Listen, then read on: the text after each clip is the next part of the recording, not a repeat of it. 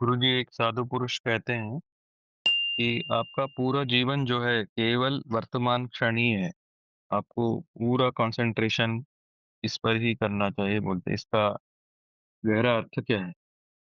गहरा अर्थ तो आप खुद अपने शब्दों में ही आप बता रहे हो, वर्तमान में रहना। वर्तमान का पल एक पलक झपने के बराबर होता है। आज का मतलब क्या है? आज का मतलब आ का मतलब आना, जा का मतलब जाना। वो इतने क्षण भर में ही चला जाता है। तो आप अपने श्वासों के साथ रहो। श्वासों के साथ रहने का मतलब श्वास शून्य रहना। तभी तो आप प्रेज़ेंट में हो, तभी तो आप प्रभु के साथ हो। लेकिन व्यक्ति हमेशा भूतकाल या भविष्य काल में ही रहता है, क्योंकि वहाँ पे सुलभता रहती है। जो वर्तमान है, वो तो बड़ी संकीर्ण गली है। भूतकाल और भविष्य तो बहुत ही बड़ा साम्राज्य है। वहाँ तो घूमना-फिरना सब सरल है, लेकिन संकीर्ण गली में चलना, वर्तमान में चलना, स्थितप्रज्ञ होके चलना, एक ही डायरेक्शन में जाना, वो दुर्लभ लगता है।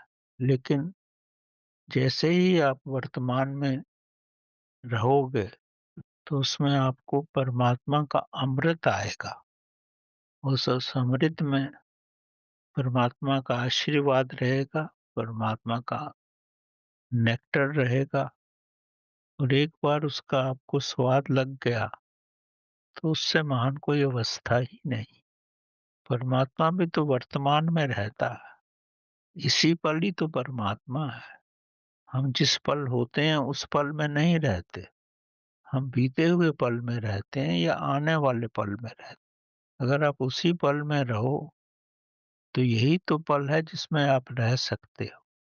इसमें रहोगे तो आप प्रभु के साथ हो।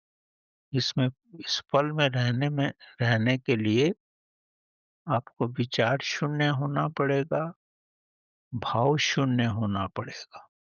और विचार कहाँ से आते हैं? विचार आपके भाव से आते हैं। और भाव कहाँ से आता है?